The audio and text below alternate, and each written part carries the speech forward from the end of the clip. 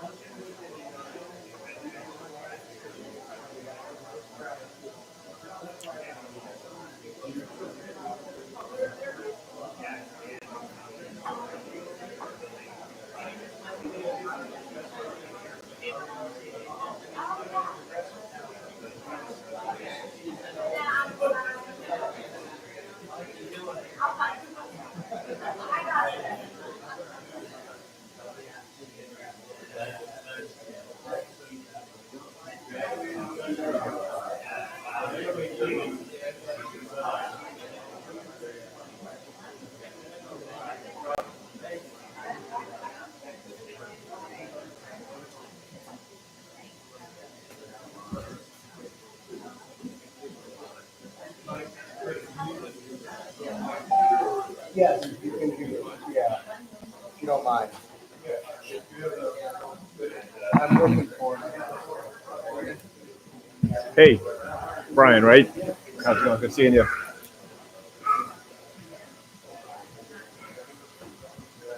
Here it is.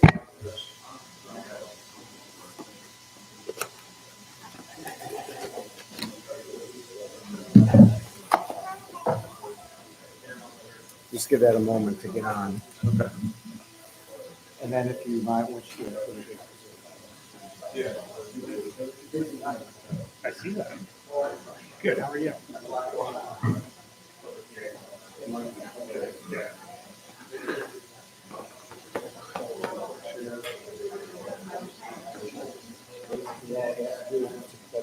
Yep. Yeah, I brought my case and I brought my copies too. Do you want more lightsabers? No, thanks. Are you?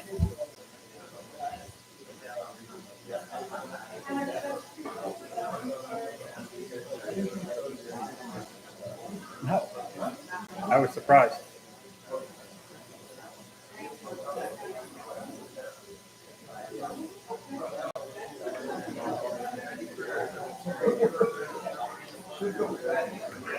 Yeah, I see it came up.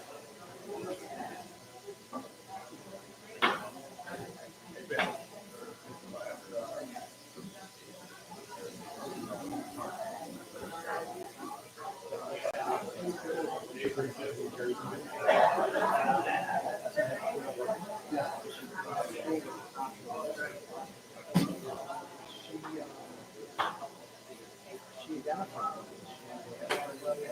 This officer and that's my they brought her back in the churches. And he grilled her. He sent her some questions about where's the birth, how were they, all those things. They thought she was, oh wow, she didn't grill. And then they're like, are you telling me that you learn that the cop lied, the police officer lied, you know, I would think you would just say, listen, I know the officer. Awesome. I went to the school, so I don't feel like I can. Right. There's so many people that Yeah. you really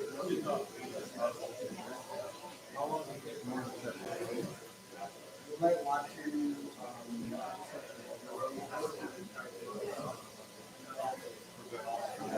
Public hearings. reach out to them. Let me, just in case. You have your, yeah. Yeah. If not, I've got mine. Okay. Kind of like,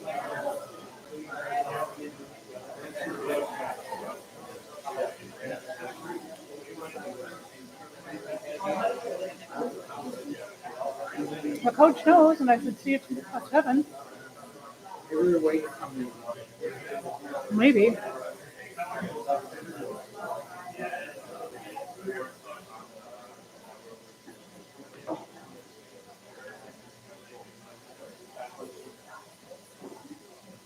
The only issue we have is that we need to the room we work in.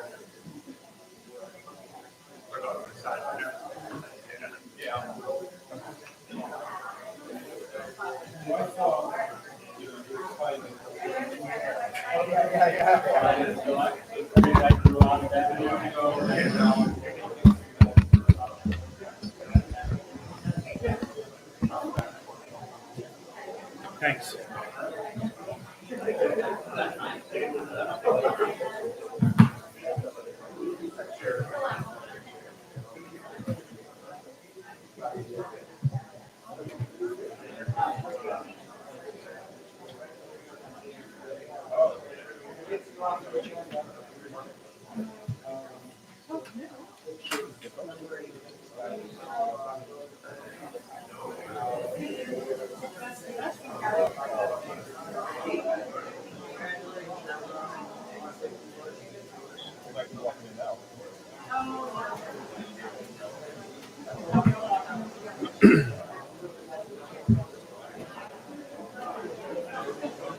We have to do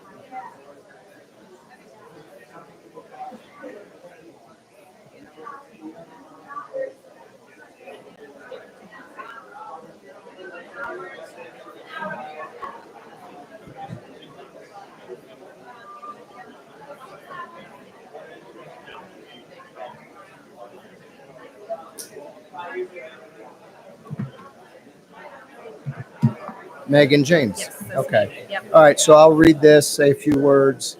You can say a few words. We'll have them come up, get their proclamations, and we'll take a picture. Thank you.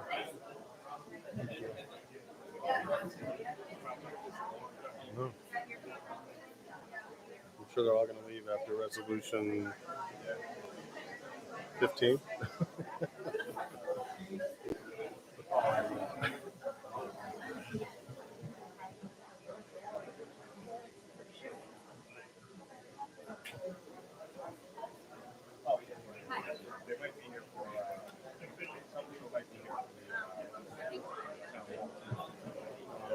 Well, the chief probably.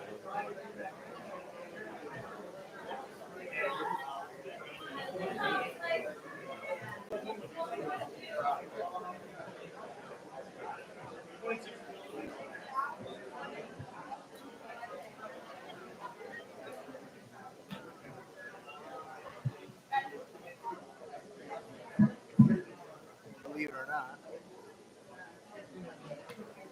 We have a couple people on the YouTube Live. If you can hear me, please just let me know that the sound is working. Sometimes we have issues with that. Send me a note in the chat that the sound is working. That would be helpful.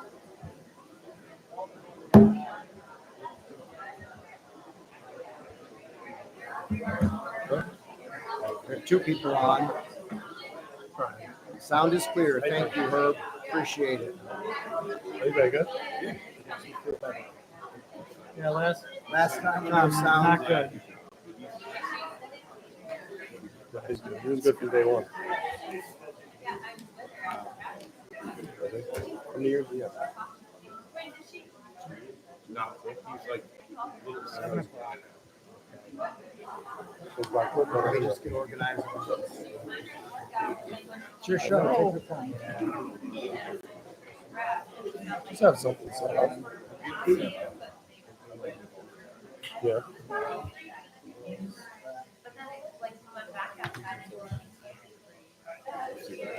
Do what you want. Please, it's 1 minute, yes. You know anybody over there?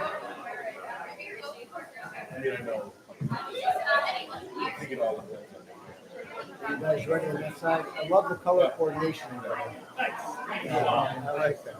You can get a job though. Yeah, They did it, on the side and then the leader. they have a good color over there. It's like Easter. You guys ready? TJ? Right?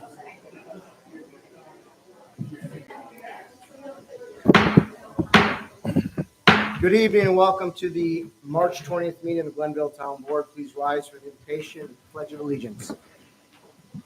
Tonight we have a special meeting. We have a lot going on tonight. We're honoring some of our local athletes here tonight. We're swearing in a new officer and a promotion for another. So traditionally, we usually do the athletes' prayer when we bring some athletes in and honor them, but we also do the police officers' prayer when we bring the police officers in. So bear with me. We're going to have two prayers tonight. So please join me in prayer. First will be the police officers' prayer. Dear Lord, I ask for your courage to face and conquer my own fears, courage to take me where others will not go. And I ask for strength of body to protect others and strength of spirit to lead others. I ask for dedication to do my job and to do it well, dedication to my community and to keep it safe. Give me, Lord, concern for others who trusted me and compassion for those who needed me.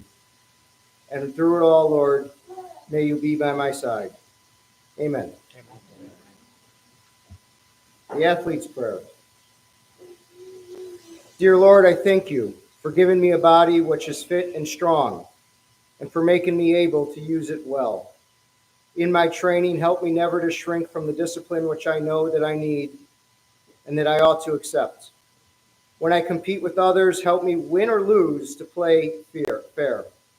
When I win, keep me from boasting. When I lose, keep me from making excuses. Keep me from being conceited when I succeed and from sulking when I fail. And help me always with goodwill congratulate the better athlete who may have beaten me. Help me so to live that I will always have a healthy body and a healthy mind. This we ask in your name. Amen.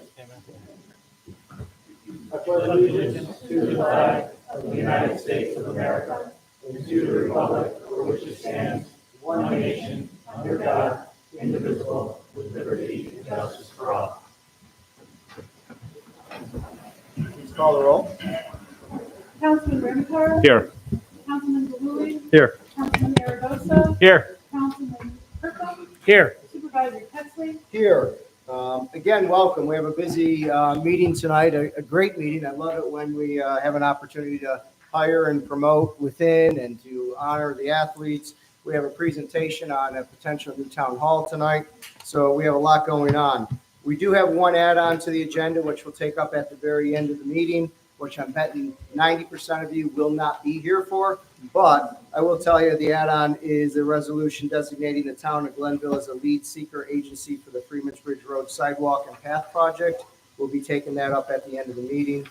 We do have three public hearings that we have to go through first. By law, we have to take those up first. We'll take those public hearings up, and then we'll move into the proclamations honoring Liam and honoring the girls' track team, and then the presentation on possible town hall projects. So we'll move along in that way. But we'll start tonight with our town council reports. I'll start on my left with Councilman Aragos. Just the only thing that I'll say tonight is, right along the same time as we're having our meeting, there's a Fresh Tables event over at Lincoln School for anybody that is, living paycheck to paycheck and struggling to eat. The Fresh Tables events are out there to help you with some extra food to get you through the week and through the month. The events happen every third Wednesday, which is the same night as our normal, second meeting of the month. And they're either held starting next month. I believe they'll start being outside. There'll be one right down here in front of the bank, the First National Bank of Scotia.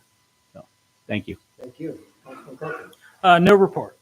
Councilman Ramichardt. No reports. Councilman Galuli. No report. Okay. I do not have a report, but I do want to just take a moment to acknowledge that we learned through our town clerk that we did have the passing of Tom Cushing recently. Tom Cushing is an ex-highway superintendent here in the town of Glenville. I just take a moment of silence on behalf of Tom, his service to the town, and for his family.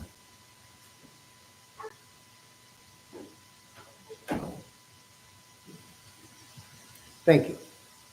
We'll move on to the public hearings. We'll start with the continuation, actually, of a public hearing that was started on March 6th. This is a public hearing in relation to a proposed temporary moratorium extension on large-scale solar energy systems. I'll open that again. Anyone wish to be heard on this matter regarding the proposed extension of the moratorium on large solar scale systems? Going once. Going twice. Seeing none, that is now closed.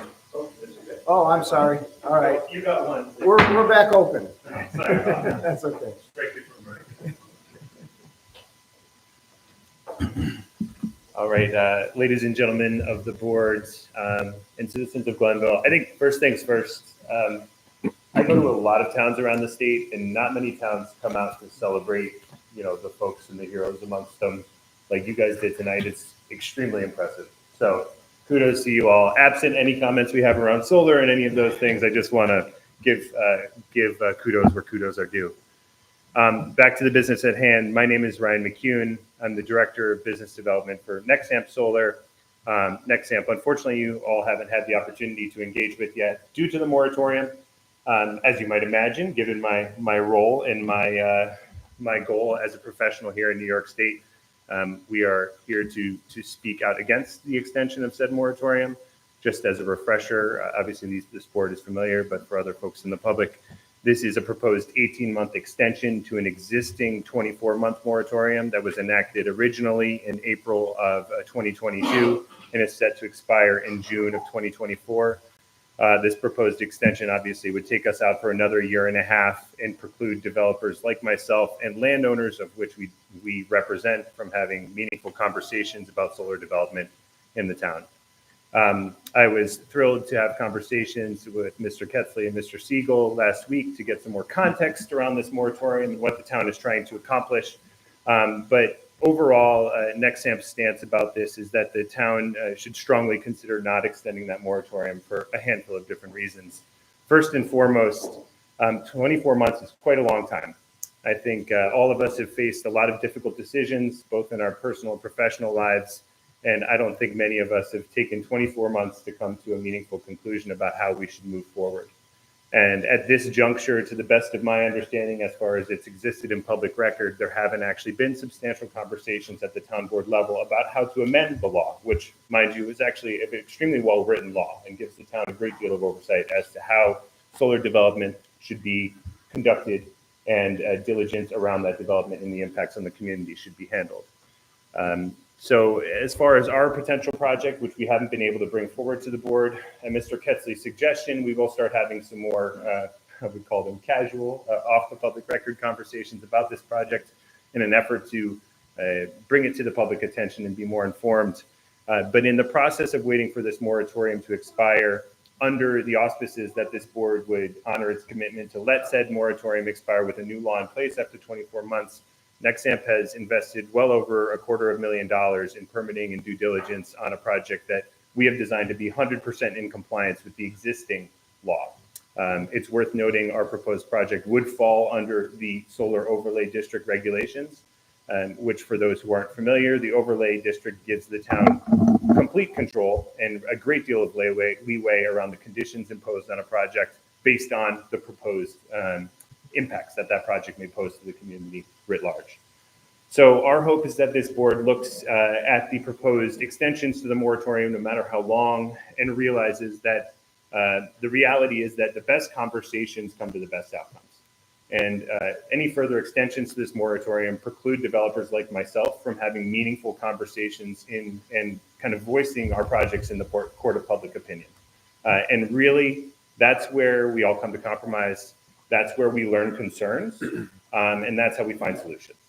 So again, Ryan McCune from Nexamp Solar, Director of Business Development, here to speak and implore this town to discontinue the extension of said moratorium and come to the table and let us have some meaningful conversations about how to do smart solar development in Glenville.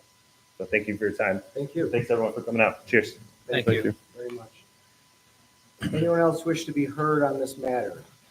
Large-scale solar potential moratorium extension, going once, going twice. Seeing none. It is not closed. Next item we have is a public hearing related to all those interested in discussing the amendments to the Glenville Town Code requiring fire safety registration statements. I'm going to open that public hearing. Anyone else wish to be heard, or anyone at all wish to be heard on that matter? This is relating to new fire requirements within the town of Glenville and registering your property, non-residential property, anyone who is subject to fire inspection. Going once, going twice, seeing none, that public hearing is now closed. Next public hearing is to hear all those interested in the defined changes to the definitions for mass gathering to reduce the number of people qualified as a mass gathering. That would bring that number from 2,000 to 500, requiring a permit for mass gathering. The public hearing is now open. Anyone wish to be heard on that matter? Redefining mass gathering from 2,000 to 500 people, requiring a permit, going once, going twice, seeing none. That is not closed. Next item is a proclamation recognizing Liam Carlin on his state wrestling title. Liam, I'm going to go to the podium. I'll call you up in just 1 second. I got a proclamation for you. Before we bring Liam up, I'd like to ask his coach, Jeff Jones, to come. Steve Jones. Steve Jones, sorry. Okay. I apologize. You got to look like that.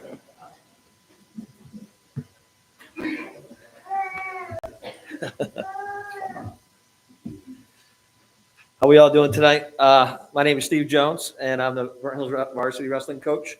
It's my pleasure to introduce Liam Carlin.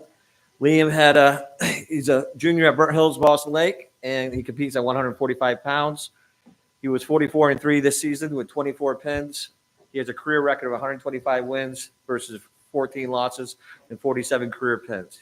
He was Class B sectional champion this year, Section 2 Division I champion. He was voted the most outstanding wrestler at the Section 2 championships by the coaches. They went on to win the New York State title, Division I champion.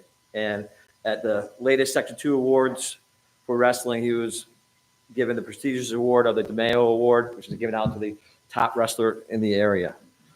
Liam's character and work ethic, he's extremely hard worker, very focused. Love watching him compete, love watching him practice and drill. It's a pleasure to be his coach. He's a student of the game, loves to learn wrestling and how to become dominant in a combative sport where it's you versus me, and let the best competitor win. Exciting to see him compete, always looking to be offensive, and just fun watching him score points out there.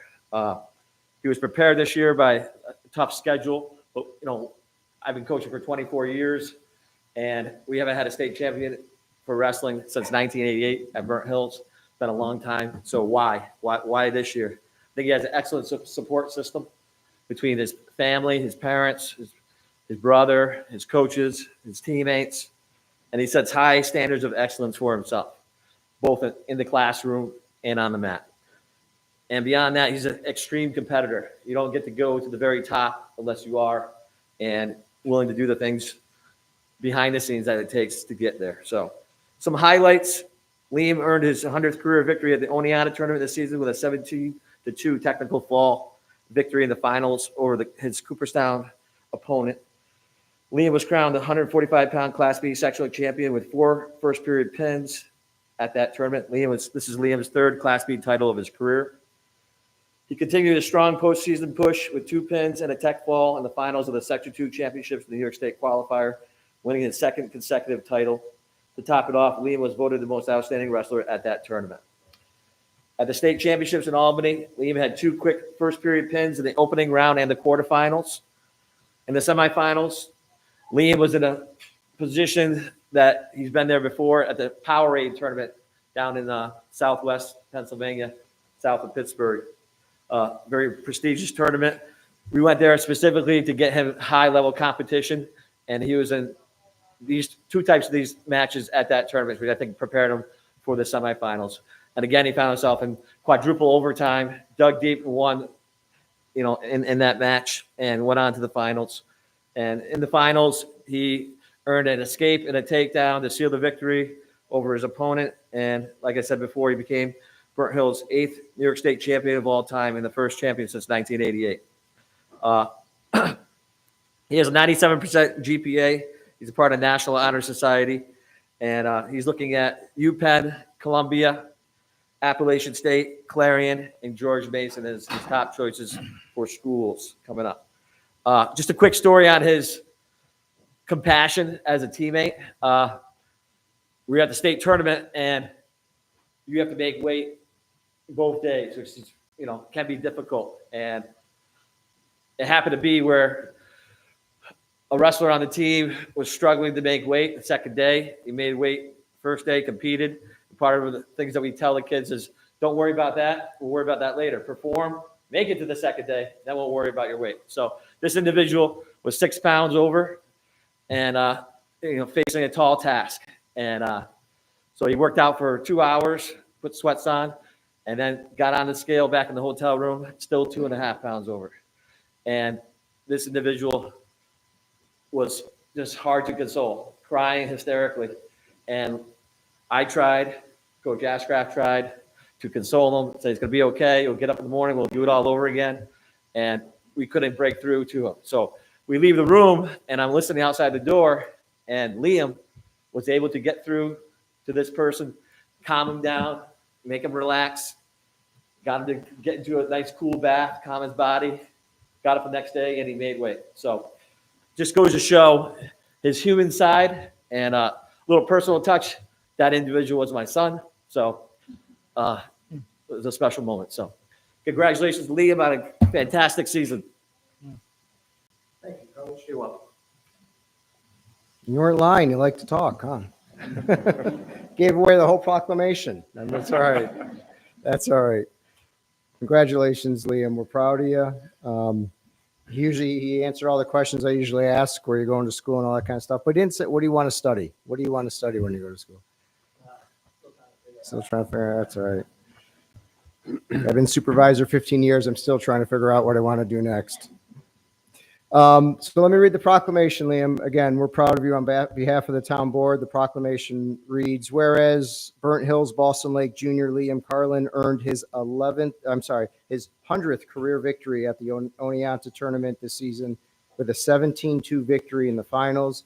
Liam was crowned the 145-pound Class B sectional champion with 4 first period pins during the tournament, establishing his 3rd Class B title of his career. And whereas after winning his second consecutive title in the finals of the Section 2 championship, Liam was voted the most outstanding wrestler of the Section 2 D1 tournament.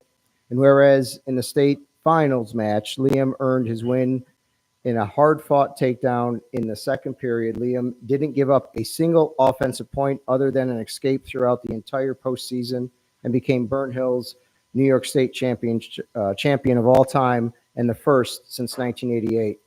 And whereas Liam finished his junior season with a 44-3 record, is a three-time Class B champion, a two-time Section 2 champion, three times New York State place winner, and now a newly crowned New York State champion with a 125-14 career record as a Spartan. Now, therefore, by the power vested in me in the office of supervisor of the town of Glenville, I, Christopher A. Ketzley, do hereby proclaim Saturday, March 23rd, 2024, is Liam Carlin Day throughout the town of Glenville. And on behalf of the town of Glenville Town Board, extended congratulations to Liam, his coach, his parents, and all those involved for an outstanding season. Congratulations, Liam. Come on up.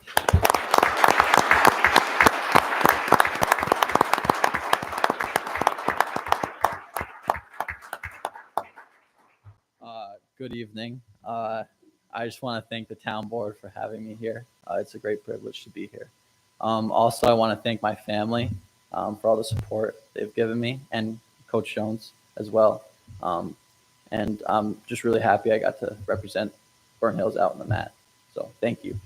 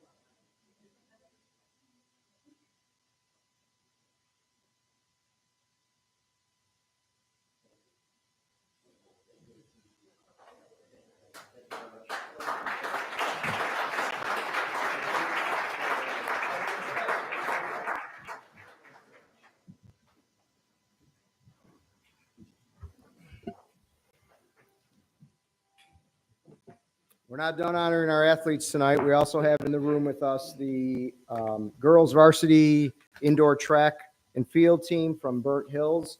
And I'd like to call their coach, Megan James, up. Megan. Thank you for having us here tonight. I am Megan James. I'm the head coach of our indoor track team. I also have Matt Schell here. He's one of our assistants, and Eric Freestone, who couldn't be here tonight. I could talk all night about these. We have 5 girls on a 4-person relay team, but they each contribute equally to our relay, to the success of the team, and to the entire team, not just this specific relay. We've had a lot of discussions over the course of the season in trying to figure out who was going to be on our relay. We had some changes this season, and we knew that we had several who could be on the team, and we wanted to put the best team forth, who wanted to win, wanted to compete, and represent our school and our team in the best way possible. So we had the fortune of having several athletes in this position. And at the state meet, we were in a unique position to be able to utilize all 5 of them. We had 4 of them run in the preliminary race, and then we were able to substitute in the first runner in the finals. So we had fresh legs starting off our final, which I don't know if any other team had that opportunity to do that, and to be able to do that at the level that these girls did was very impressive. So we're very fortunate to have the opportunity to coach them. They all want to win. They want to compete, but ultimately they want to do it together. Each of them could have gone to the state meet and competed individually, but they chose to do this as a team. and continue their winning streak. This group has won now 4 consecutive state titles, and we'll see what is in store for them moving forward. But again, they sacrificed their individual potential championships or podium finishes to do this as a team, which just speaks to their character and their commitment to the sport, which is often seen as really an individual sport. But they know, and we know as their coaches, that it's much more than just one person running and handing off a baton to the next person. They are doing their workouts together. They're doing everything together to make sure that they are a team and putting the best effort forward, and they succeed. And it's really exciting to watch them, and we're excited for what's next. Thank you so much.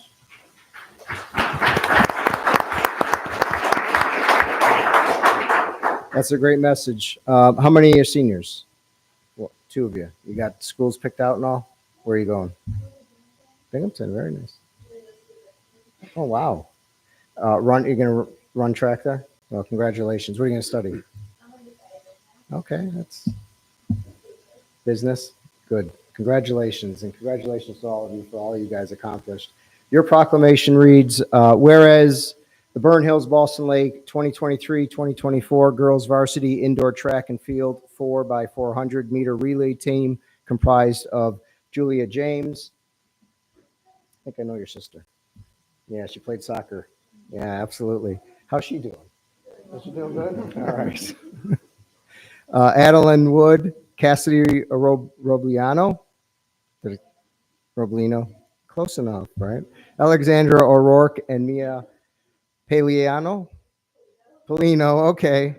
And Coach Megan James, Matt Shell, and Eric Freestone won the New York State Public High School Athletic Association and New York State Federation Championship titles at Ocean Breeze Athletic Complex on March 2nd, 2024.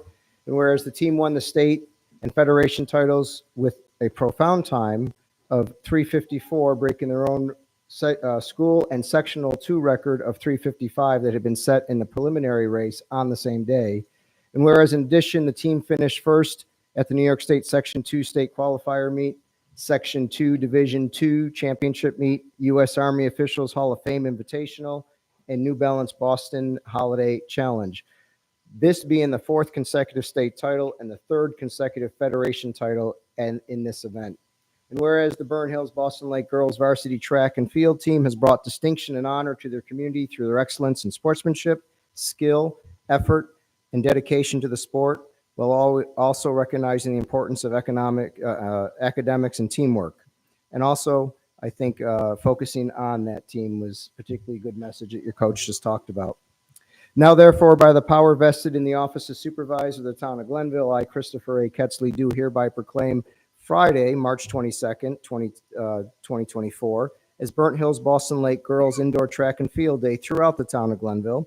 And on behalf of the Glenville Town Board, extended congratulations to the players, the coaches, the parents, and the outstanding track and field season.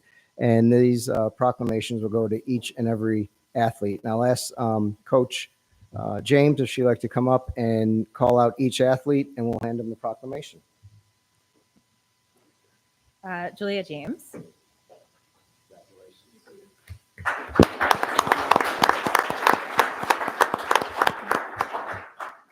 Adeline Addie Wood.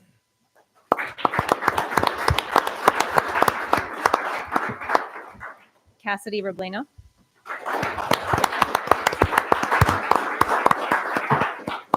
Alexandra Allie O'Rourke. And Mia Polino.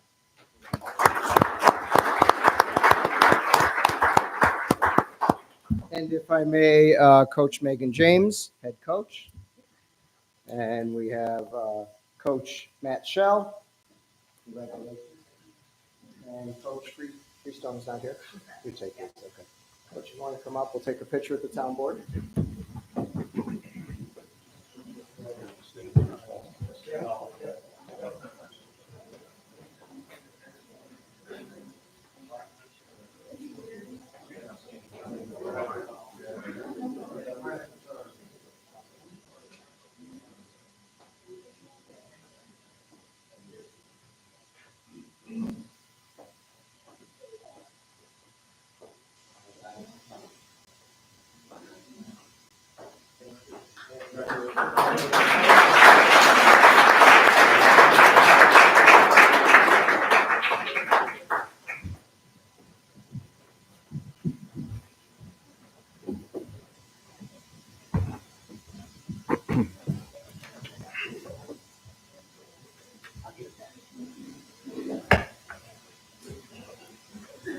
Okay, so for any student maybe who doesn't want to sit through a presentation on the new town hall, is a good time to leave if you like, or anyone else who likes to leave. But if you want to watch it, it's very interesting.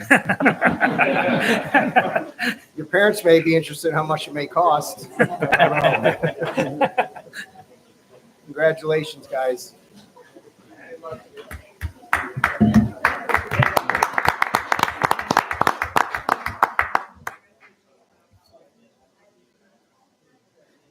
Oh, yeah. Now, if you do the police, that'll be the other half. Brian and Mike, if you want to get ready. I'm going to dim the lights.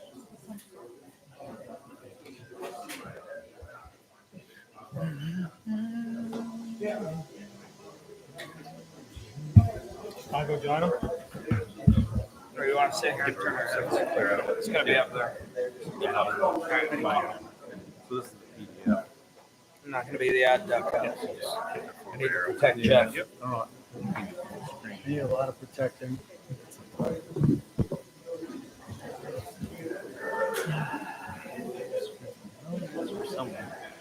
Page, maybe? Okay. So Brian and Mike, you guys, are you guys ready? Hey, good. How are you? We'll go back and you ready? Ready. We're going to go back into session. We have a presentation on the possible project for new town hall. We'll go through the presentation and then maybe have a short Q&A. I anticipate from here we would go to, after we get this, a work session.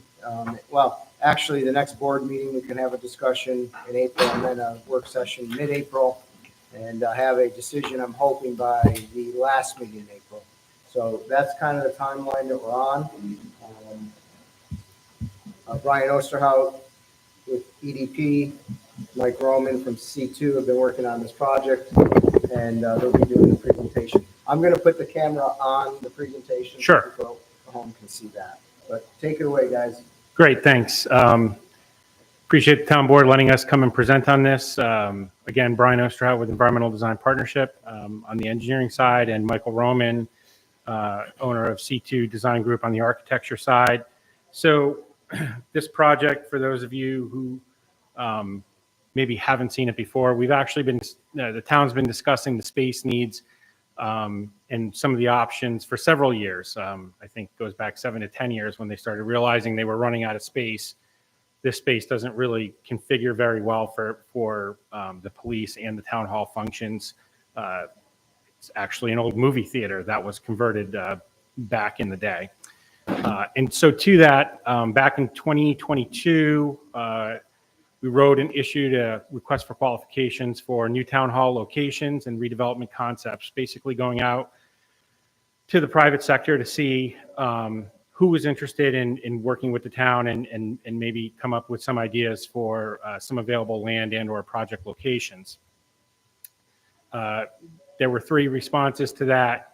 To those respondents, we issued a request for proposal back in 2022 to get some more specifics on that. And there were really kind of 2 new possible locations that were discussed, one over by the Schenectady Airport and another one by the former school in the center of town. Both of those issues, and we had a public hearing on it, and we kind of talked about those. Both of those had some access issues. And what was interesting out of that meeting was the overwhelming public response was people actually like town hall in this location. It functions well. It's central to the community. It's good for the police and response. And so a lot of people just kind of associate this location and like it for the municipal purposes that it serves. And that public hearing was held in 2023 last year. I want to say it was maybe around the summer of last year. And so kind of went back to the drawing board, knowing that, the public felt that this was really the best location, and so kind of honed in on what we could do. And to that effort, we looked at two different options. One was expanding our footprint here, the town hall where it currently sits, and looking at building a new town hall that maybe didn't have some of the encumbrances from a architecture standpoint that this building has, given its previous use and multiple floors and ADA accessibility and so forth. And so those are the two that we're going to focus on tonight. And by the way, that other option for the new town hall was on the 4 acres that the town owns just on the other side of the public library from this, just to the east as you're going up Glen Ridge Road. And so as I mentioned, option one that we looked at was the current existing location. It's about 2.5 acres. Everyone here is very familiar with it. It's served in this function a long time. And so we were looking to see what we could do to possibly expand the footprint to accommodate the functions that the town is really looking to achieve. There are some benefits to the existing location, and you'll see this as I talk about it later, but it's a fairly flat site. The utilities already exist here in terms of water and sewer and communications and everything else. So there's some less infrastructure costs associated with adaptively renovating this and growing this footprint. And that's really what we would be talking about, a complete gut rehab of this building with additional space. Some of the things that go against this location is it's a smaller property to work with. It's 2.5 acres. The police have some additional needs where they would like some additional yard space and other amenities. So the 4-acre property that the town owns on the adjacent parcel, serves that purpose a little bit better. As I mentioned, this building it's very oddly configured, and if you've ever tried to walk, from this entrance over to the police, so you go up and down stairs, and there's meeting rooms upstairs. It's just it really doesn't serve itself well from an ADA functionality.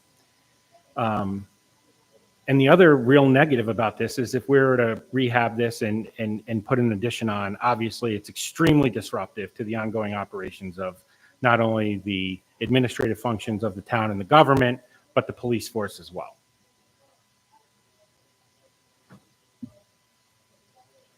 As I mentioned, the other site that we looked at is shaded in blue on the screen. It's a 4-acre, mostly undeveloped, except for the existing structure that's on it right now that the town owns to the east.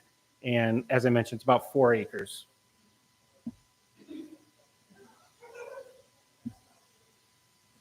And you'll see some of this, but some of the advantages to that site is it's larger, as I mentioned.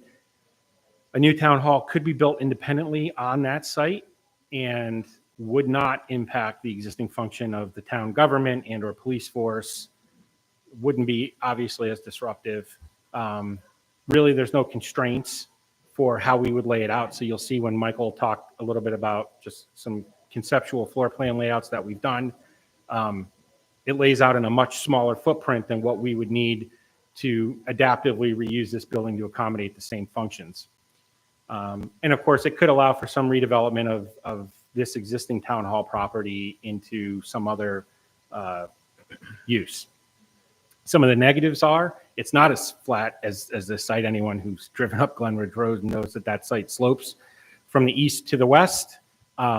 It's got a site distance issue from an access standpoint. So you'll see in the concepts that we've done, we maintain the existing entrance to the town hall as kind of a boulevard future function so that existing site distance for turning movements of vehicles in and out of the property can be maintained.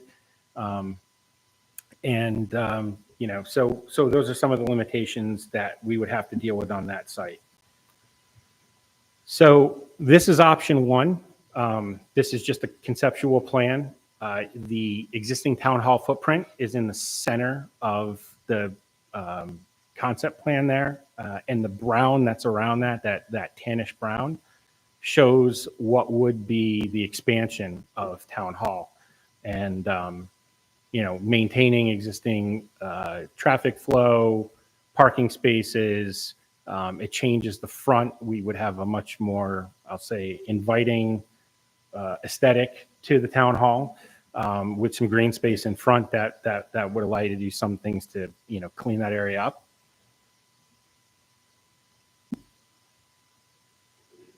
And then Michael could just kind of talk quickly about the footprint of what we would do here.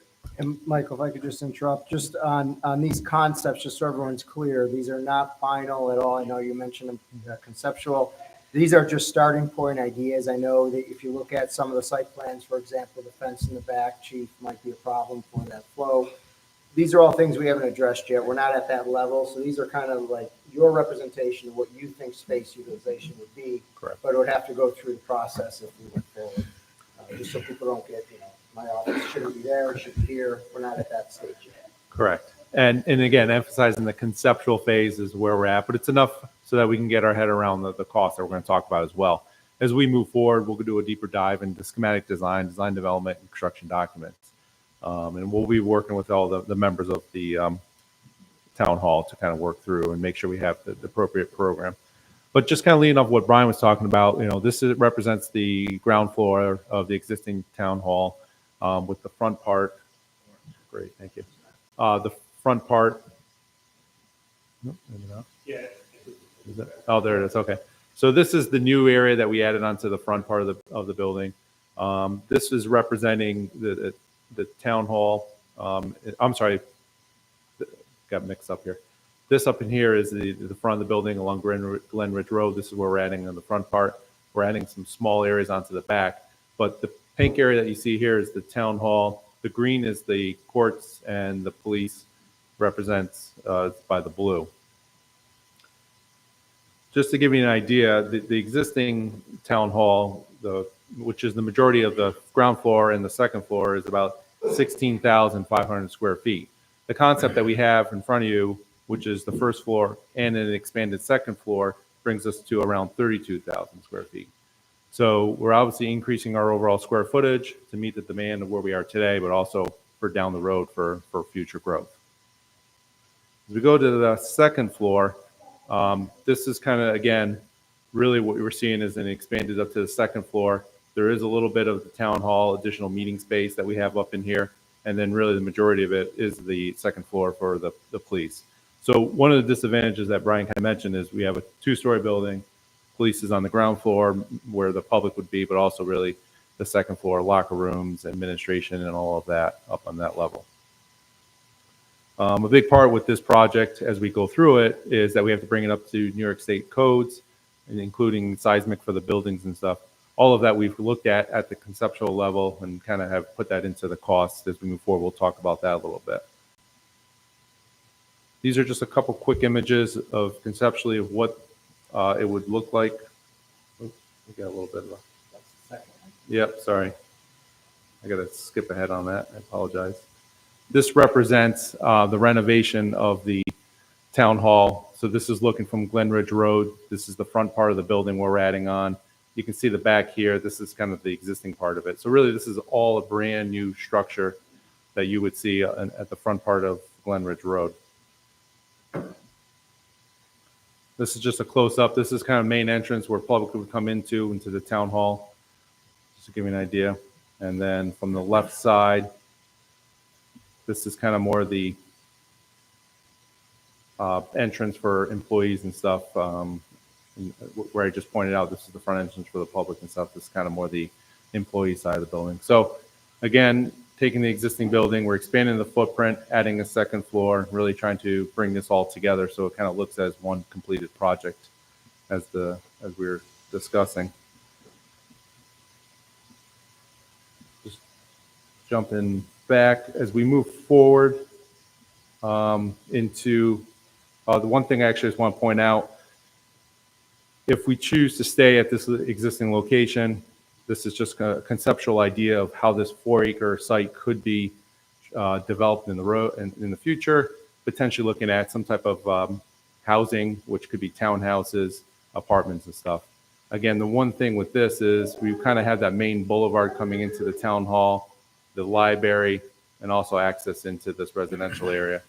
It is a little tricky here with the right in and right out, but we would propose something of that nature potentially. So again, taking the existing location, renovating it to today's standards, and then possible development and source of income for the town on the adjacent 4-acre parcel. This project here, based on the renovation costs, but also taking into consideration that to do this work, we have to take everyone off-site. So we've put in temporary facilities, whether they're in trailers or if we could find some space that we can rent. This project comes in around $17.2 million.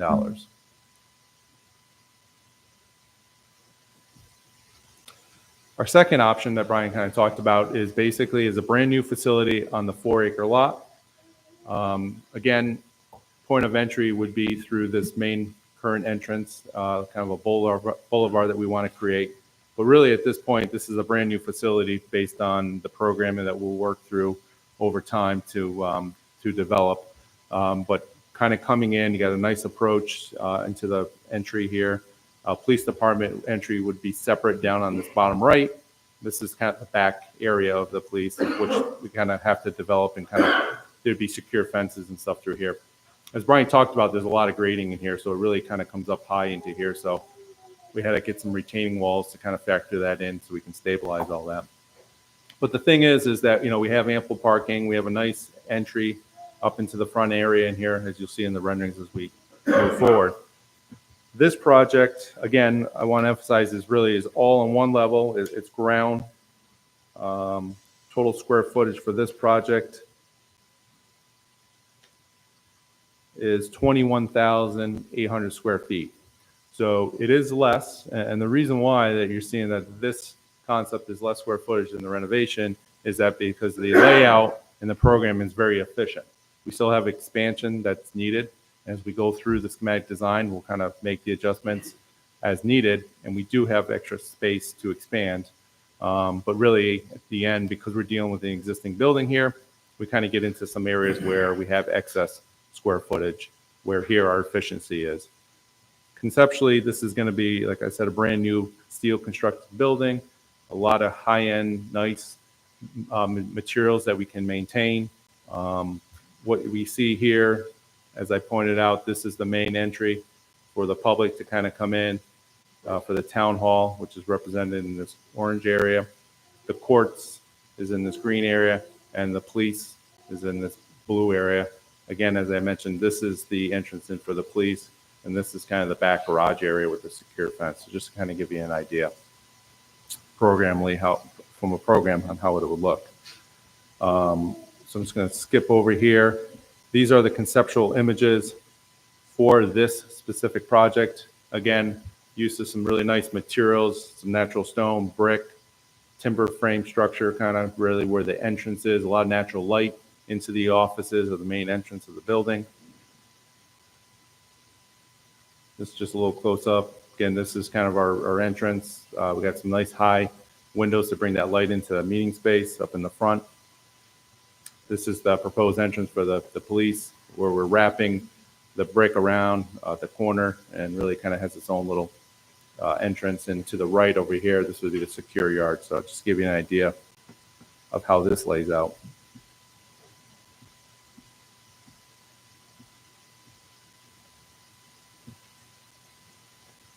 If we choose to go in this direction, where we build a brand new facility on the 4-acre lot, one of the things that we are proposing is the existing area can be torn down and can be potentially become retail, which here we're proposing a 10,000 square foot retail mixed use building, and potentially another building at the back that's about 5,000 square feet of mixed retail. Again, we got that main boulevard that I talked about, kind of a main entrance into the retail area, the library, and also the town hall.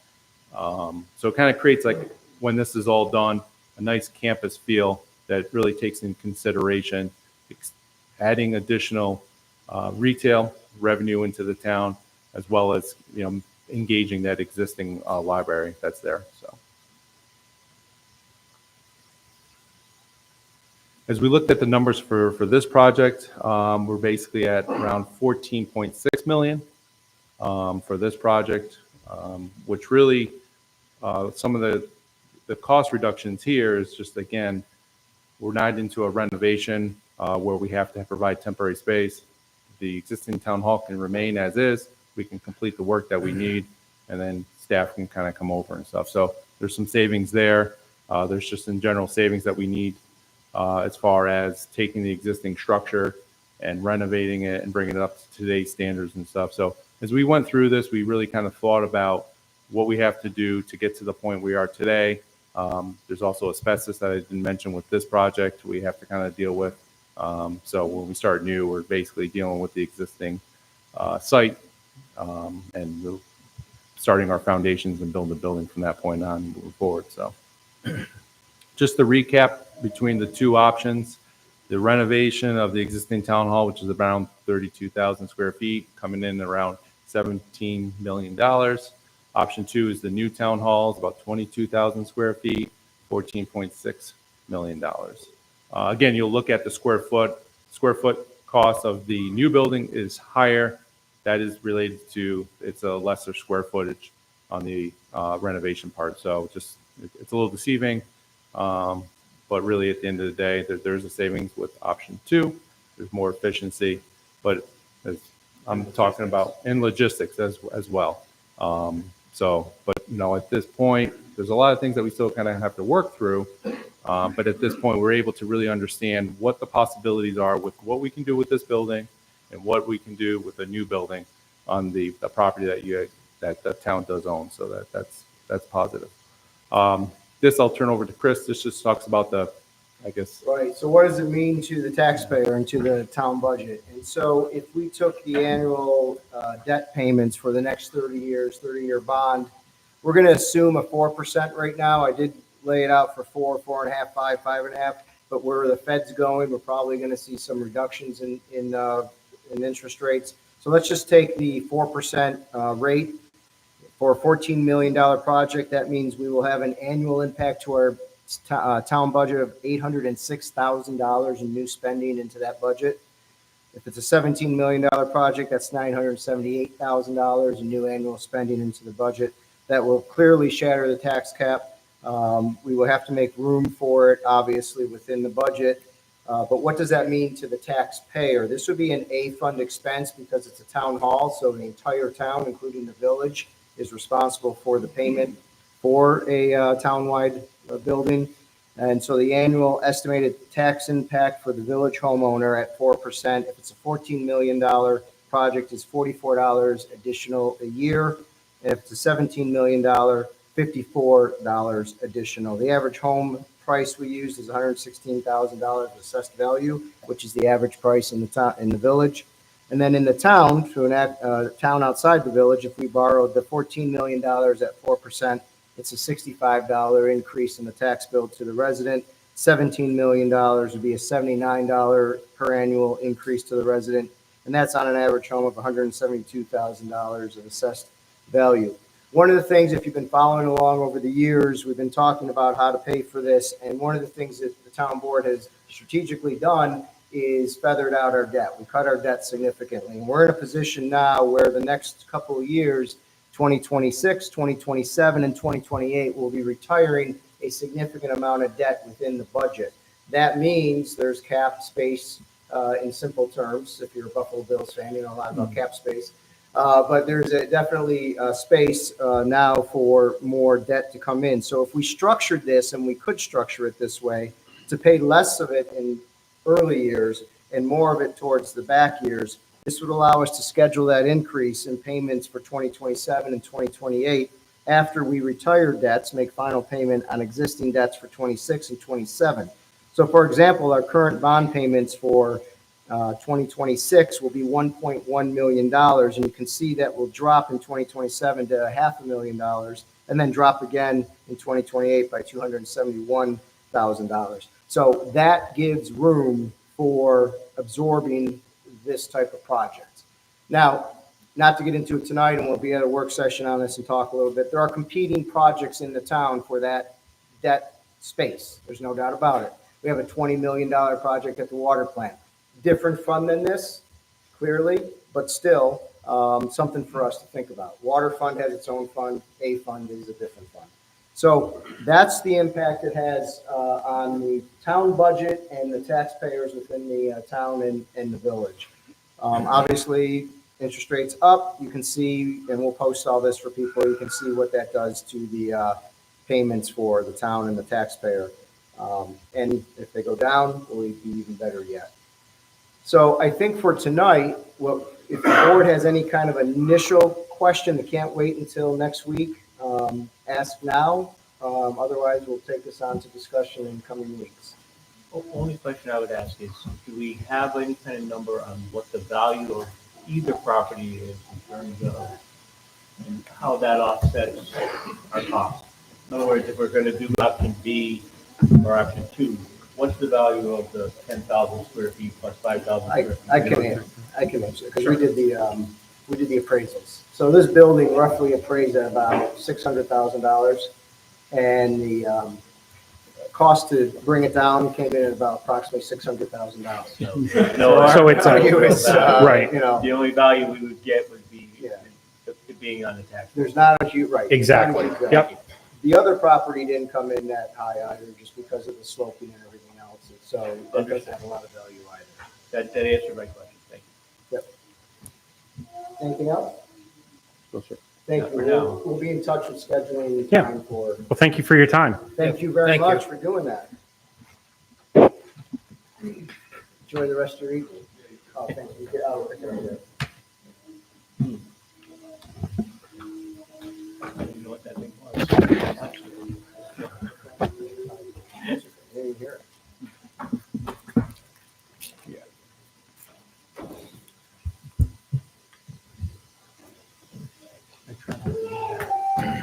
That's okay.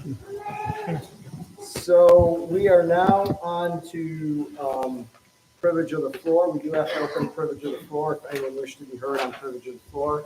I'm going to open privilege of the floor. Anyone? Yes, Chris, come on up to privilege of the floor.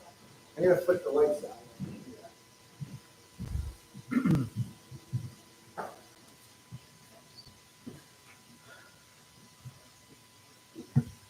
Chris O'Neill from Saratoga Road.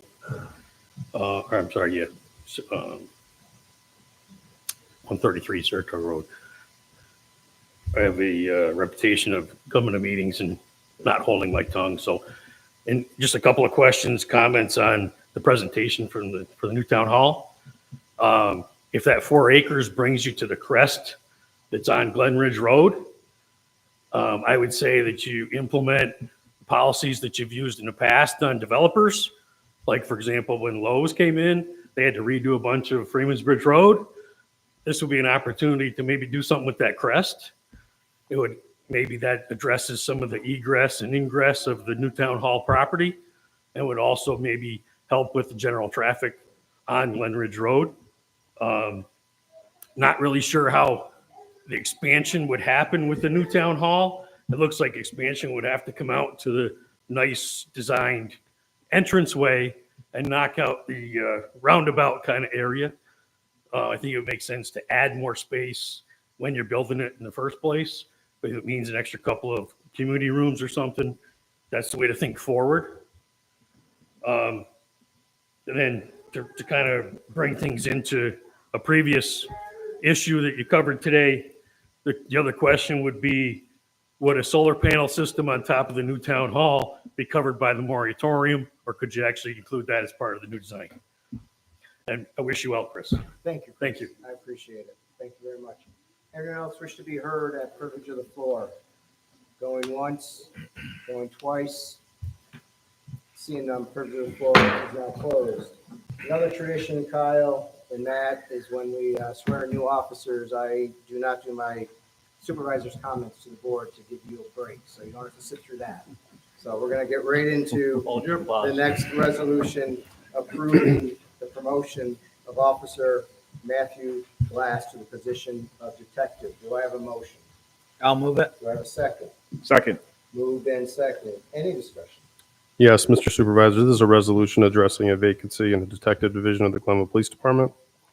An interview process was completed, and the interview committee recommended Officer Matthew Glass as their selection, of which the Chief of Police concurs. Officer Glass's promotion to the position of detective will become effective March 24th, 2024. Thank you. Any other questions or comments? Just want to congratulate you, Matthew. It seems like yesterday that we were just swearing in. as officer. You obviously made quite an impression on our department. I appreciate all you've done on behalf of our residents. And in a moment, we're going to be swearing you in. We'll take them both up, Chief, if that's okay, 2 resolutions together and then do the swearing in. So congratulations. Any other questions or comments? Seeing none, please record the vote. Councilman Ramichardt? Yes. Councilman Blue? Yes. Councilman Aragosa? Oh, absolutely. Councilman Hirschel? Yes. Supervisor Pettsley? Yes, resolution passes. Congratulations. The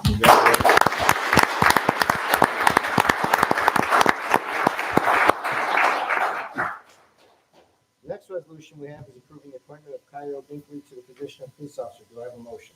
I'll move it. Do I have a second? Second. Moved in second. Any discussion? Yes, Mr. Supervisor, this is a resolution addressing a vacancy in the Patrol Division of the Glenville Police Department. Interviews were conducted, as well as a complete background investigation.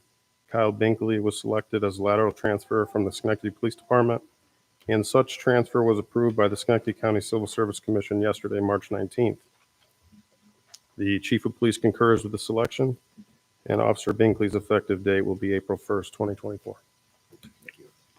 Any other questions or comments? Kyle, on behalf of the town board, I want to welcome you as well. Congratulate you. We have a great police department. You're going to love it here. I know you're a resident of Glenville, so you already know how great the town is.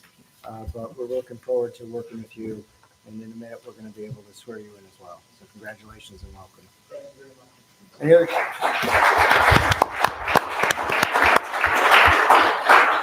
Any other questions or comments? Seeing none, please record the vote. Councilman Ramichardt? Yes. Councilman Blue? Yes. Councilman Aragosa? Yes, congratulations. Councilman Hirschel? Yes. Supervisor Pettsley? Yes, resolution passes. Again, congratulations. Before we call you up, I'd like to ask the chief to the podium to say a few words.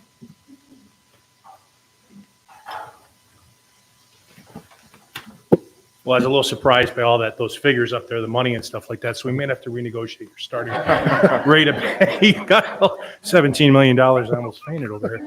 Kyle, you start April 1st. By the time you retire, that's not going to be gone. Kyle has been a police officer with the Schenectady Police Department since January of 2023. He's also a graduate of the Hudson Valley Community College in 2019. Kyle's here tonight with his fiancee, Melanie, with his mom and dad, Jody and Robert, and his sister, Brittany. One of the things that I noticed when Kyle was interviewed by myself and Lieutenant Weiss is that Kyle has a strong commitment to community service. I think what also set him aside from others was that his desire to work in the community where he lives, which is very important to us and to the department and to the town. He's also, I had a really pleasant conversation with Kyle's former chief of police, or soon to be former chief of police, Eric Clifford, in the city. And he highly recommended Kyle for the job here with us. So thank you to Chief Clifford. Kyle will begin his career here with the police department April 1st and will join patrol after an abbreviated field training in service. So I'd like to call Kyle up here, please. And if you want your fiance as well.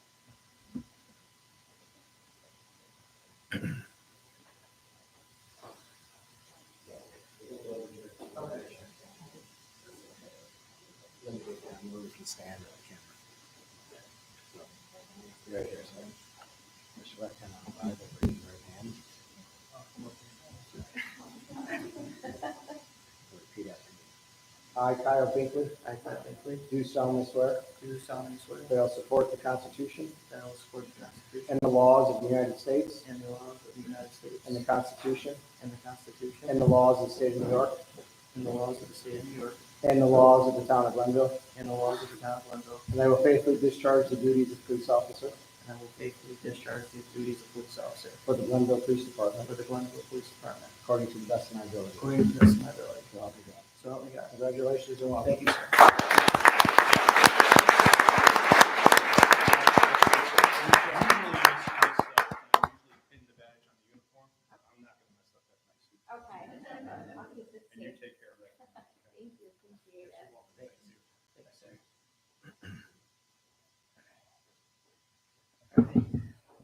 Good evening, everybody. Thank you for having me tonight. All right.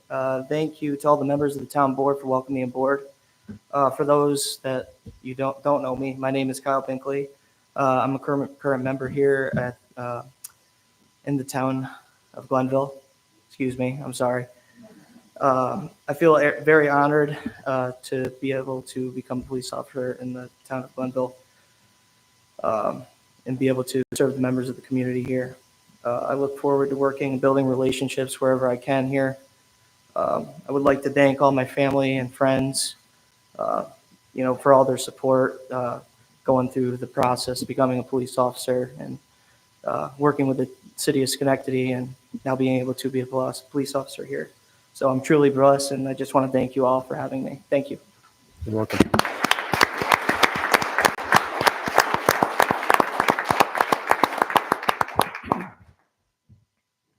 Matt Glass. Matt has started his career here in 2018, July 2018, and I think I can still remember when his mom and dad were here or when we were down at the flight line afterwards. I said to his mom and dad, that's a rock star right there. He's going to do good things here in the police department. He has. In the 6 years that Matt has been here, he's really shown that he's truly committed to the department, to the community, and to the town in and of itself. So I want to congratulate you, Matt, on a job well done, and I'm looking forward to working with you as a detective, and I can see great things happening in your career as a detective as well. I also want to thank Lieutenant Weiss and Detective Bowley and Lavery for conducting the interviews and making the recommendation to promote Matt. Matt is here tonight with his wife, Mackenzie, his son, Brady, his parents, Karen and Wayne, his mother and father-in-law, and his brother and sister-in-law. I also want to thank Supervisor Ketzley and the town board for continuing to support the police department in these promotions and hiring when we have these vacancies. It's a very good feeling to know that we always have your support and that we fill these vacancies as quickly as possible. As with Kyle and with new hires here, it is harder to get good candidates from either the civil service list or from laterals. So we are very lucky to find candidates such as Kyle and also have candidates that have done so well as Matt's over the last 6 years to promote him now to detective. So Matt, if you want to come on up.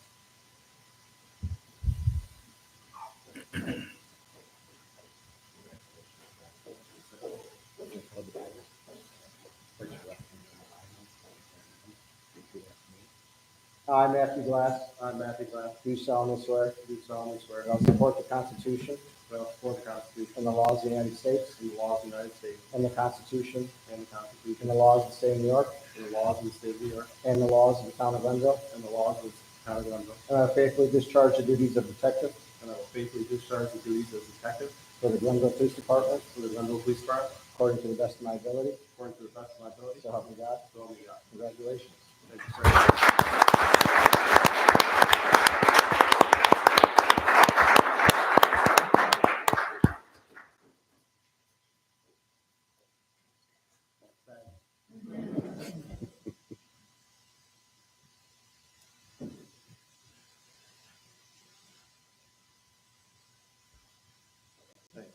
Don't let her fool you. She practiced that one at home.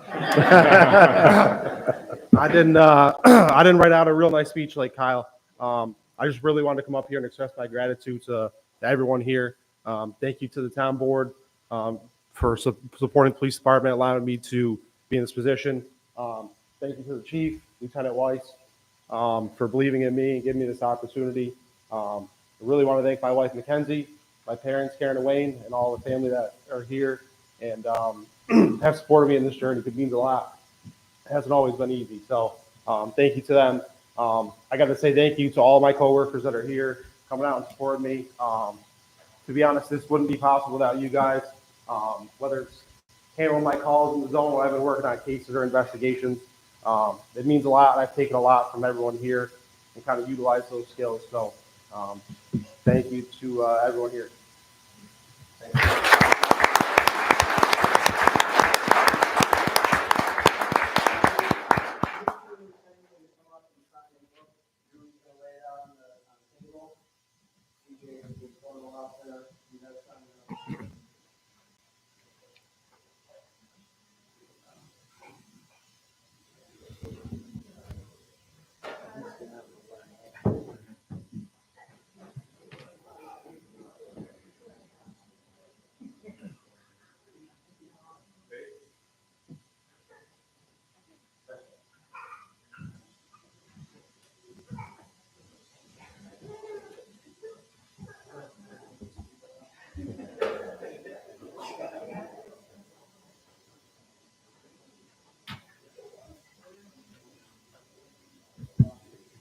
So once Detective Glass is done signing, we have a few more items of business, but if you so choose to leave, now would be a good time. Congratulations, man. Thank you and have a good evening. Congratulations, man.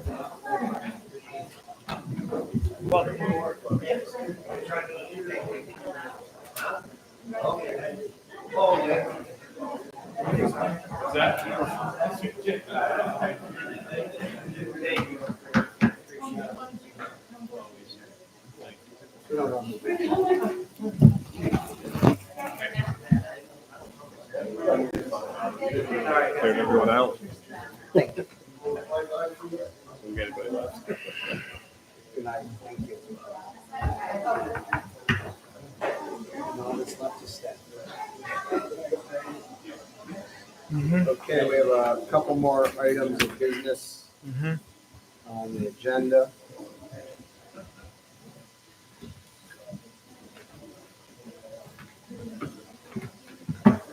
We're at 15, right? Yes. So the next item on the agenda.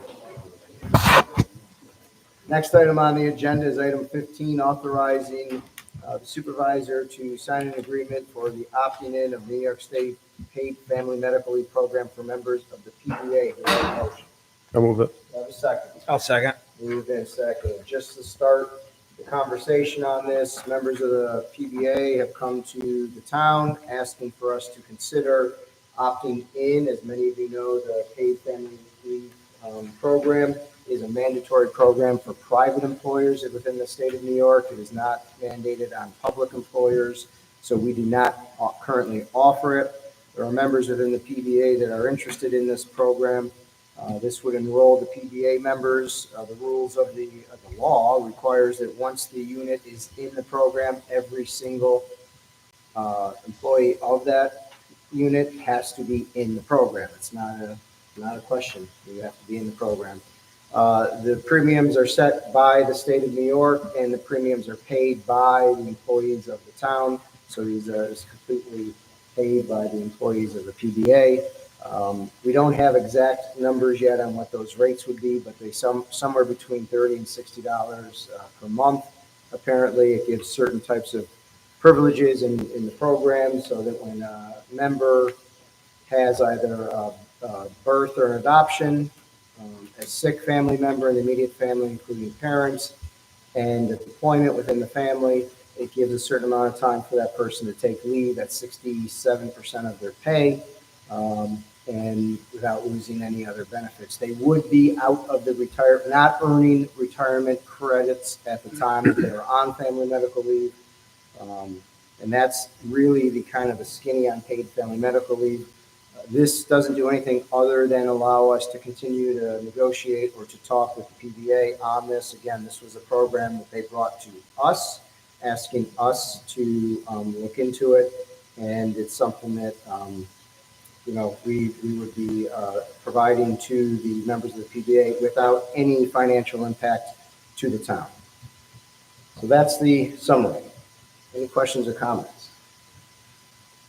Seeing none. So wait a second, so you're saying that this doesn't say that they're actually going to be in the program? No. It just gives you the opportunity and the PBA the opportunity to discuss it? Correct. Thank you. And take action. Thank you. Take action. So it would allow me to sign the agreement with the broker. Gotcha. Thank you. But we would need an MOU with the PBA first. Understood. Any other questions or comments? Seeing none, please record the vote. Councilman Redditor? Yes. Councilman Blue? Yes. Councilman Aragosa? Yes. Councilman Cruz? Yes. Supervisor Pettsley? Yes, resolution passes. And I do want to just note that if there is another bargaining unit that's interested in the program, they can come to us as well and suggest it. Because I noticed there's some note taking. I knew why you were here when you walked in the room, Tammy. I mean, that's just too long. But we are open to, it's by unit.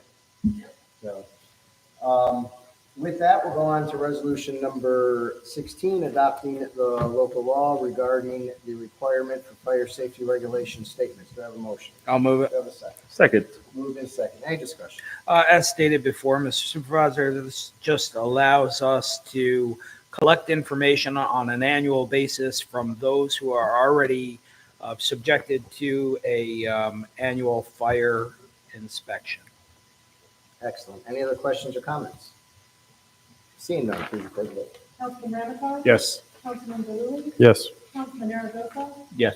Councilman Kirkland? Yes. Supervisor Pettsley? Yes, resolution passes. I do want to take a moment to just acknowledge that this is another one of the enhancements out of the code department. I want to thank Tony for his leadership there, but I think Tony and all would agree that we really, really upgraded the codes of building department with the hires we put in there, with the technology we brought in, with the new expansion of another code enforcement officer. They're doing a tremendous amount of work that we were able to do before, and this is an example of some of what they're doing. More is coming, and we've already done some others. So I just want to acknowledge their great work and thank you, Tony. Yes. Thank you, Tony.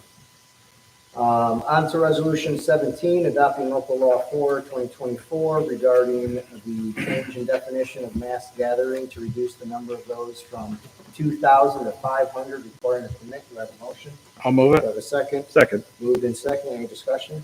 My only question is, where does that put like a Burnt Hills Boston Lake football game or a Scotia Glenville football game? Does that affect their? I believe schools are not. Thank you. Schools are not subject to permits. Thank you for that They're under the clarification. Board of Education. They don't even have to get a building. That's all Board of Education. Yeah, thank you for that clarification. Any other questions or comments? Seeing none, please record the vote. Councilman Ramichardt? Yes. Councilman Blue? Yes. Councilman Aragosa? Yes. Councilman Kirkland? Yes. Supervisor Pettsley? Yes, resolution passes. Next resolution approving the lateral transfer of Nick DeGraff from highway medium to water and sewer maintenance worker. Do you have a motion? I'll move it. Do you have a second? Second. Moved in second. Any questions or comments? I'd just like to say, Mr. DeGraff has been employed with the town in the highway position of a light equipment operator and is going to take this lateral transfer. He's already worked in conjunction with the water department on multiple occasions, so he has some of a skill set already going into that. And that's why we're going to move him into a 3-year rate at the water department, which is a different bargaining unit. And that rate is established at $59,802.89 for starting. Again, putting him in a different collective bargaining unit. It does not change his start date with the town. So his current start date of November 13th, 2018, for longevity purposes, leave accruals and seniority will not change. The only thing that changes is his lateral transfer and the step that he comes in at because of time in position with the water department. Thank you. Any other questions or comments? Seeing none, please record the vote. Councilman Ramichardt? Yes. Councilman Blue? Yes. Councilman Aragosa? Yes. Councilman Kirkland? Yes. Supervisor Pettsley? Yes, resolution passes. I accidentally called him a medium. You said he was a light, so you can tell him I gave him a field promotion. That's what happened there. Very good. Resolution 19, approving the minutes for the regular town board meeting held on March 6, 2024. Do you have a motion? I'll move Do it. you have a second? Second. Moved in second. Any discussion? As stated, this is just proving the minutes from March 6, 2024, or 2024. Sorry about that. Any other questions or comments? Seeing none, please record the vote. Councilman Ramichardt? Yes. Councilman Blue? Yes. Councilman Aragosa? Yes. Councilman Kirkland? Yes. Supervisor Pettsley? Yes, resolution passes. Next, resolution 20, approving the monthly reports for February 2024. Do you have a motion? I'll move it. Do you have a second? Second. Moved in second. Any discussion? And again, as stated, this is approving monthly reports for the month of February 2024. Thank you. Any other questions or comments? Seeing none, please record the vote. Councilman Ramichardt? Yes. Councilman Blue? Yes. Councilman Aragosa? Yes. Councilman Kirkland? Yes. Supervisor Pettsley? Yes, resolution passes. We'll move new business below add-on 1, add-on 1 resolution designating the town of Glenville as lead seeker agency for the Freeman's Bridge Road Sidewalk and Path Project. Do I have a motion? I'll move it. Do I have a second? I'll second. Moved and seconded. Any discussion? As you mentioned, Mr. Supervisor, this is just to designate the town as lead secret agency for the Freeman's Bridge Road Sidewalk and Path Project. Excellent. Any other questions or comments? Seeing none, please record the vote. Councilman Ramichardt? Yes. Councilman Euring? Yes. Councilman Aragosa? Yes. Councilman Britton? Yes. Supervisor Pettsley? Yes, resolution passes. Next item is new business. I'll start on my left with Councilman Aragosa. I have nothing. Councilman Kirkham. Nothing. Councilman Ramichardt. Nothing new other than, I don't think we have a town board meeting before the bulk pickup, right? Right, correct. So I just want to remind everyone, thank you for setting that in motion and glad to dump some stuff out there. Thank you. Councilman Galuri. Nothing. I just want to wish all those who partake in it a happy Easter, because we will not be here before the Easter holiday, and look forward to seeing you in April. So with that, I'll take a motion to adjourn. I'll move. We have a motion. I have a Second. Moved in second. All in favor? Aye. Any opposed? We're adjourned. Thank you. Thank you, guys. Tomorrow. Very good.